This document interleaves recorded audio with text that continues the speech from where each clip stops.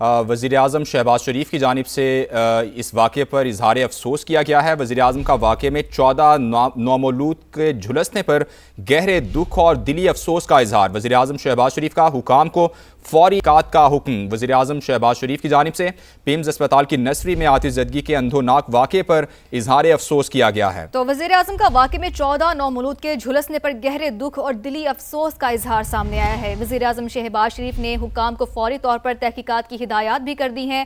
بچوں کے ساتھ ایسی صورتحال ناقابل تلافی ہے۔ وزیراعظم شہباز شریف کی جانب سے ایسا کہا گیا ہے۔ مزید انہوں نے کہا کہ واقعے کے محرکات کا تفصیلی جائزہ اور ذمہ داران کا تعین کیا جائے گا۔ تو آپ کو بتاتے چلے کہ وزیراعظم کا پیمز اسپتال کی نرسری میں آتش زدگی کے اندھوناک واقعے پر اظہار افسوس۔ وزیراعظم کا واقعے میں 14 نومولود کے جھلسنے پر گہرے دکھ اور دلی افسوس کا اظہار سامنے آیا ہے۔ وزیراعظم شہباز شریف کا حکام کو فوری طور پر سامنے آئی ہے۔ وزیراعظم شہباز شریف نے کہا کہ بچوں کے ساتھ ایسی صورتحال ناقابل تلافی ہے۔ وزیراعظم شہباز شریف کا پیمز اسپتال کی نرسری میں آتش زدگی کے اندھوناک واقعے پر اظہار افسوس۔ وزیراعظم نے واقعے میں 14 نومولود کے جھلسنے پر گہرے دکھ اور دلی افسوس کا اظہار کیا ہے۔ شہزاد آپ بتائیے گا، وزیراعظم شہباز شریف کی جانب سے بھی اظہار افسوس سامنے آیا ہے اور تحقیقات کا حکم دے دیا گیا ہے۔ آخر محکمہ صحت اور ضلعی انتظامیہ کہاں سوئی ہے ابھی تک؟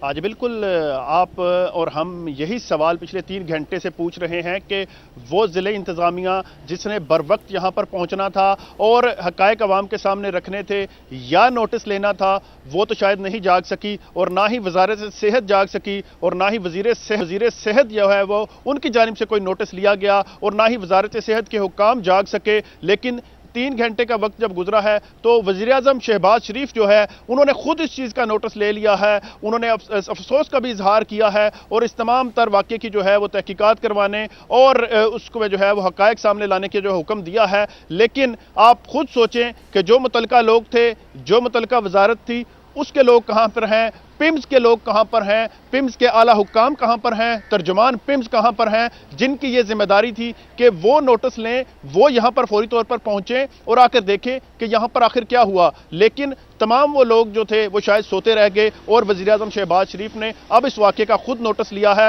اور یہ چیز بھی انتہائی جو ہے وہ افسوسناک ہے کہ یہ دیکھیں کہ 14 بچے، یہ تو سوالات ہم کب سے کر رہے ہیں، لیکن جس وقت ان کی ڈیوٹی تھی، جو سٹاف اس وقت موجود ہونا چاہیے تھا، وہ کہاں پر غائب تھا؟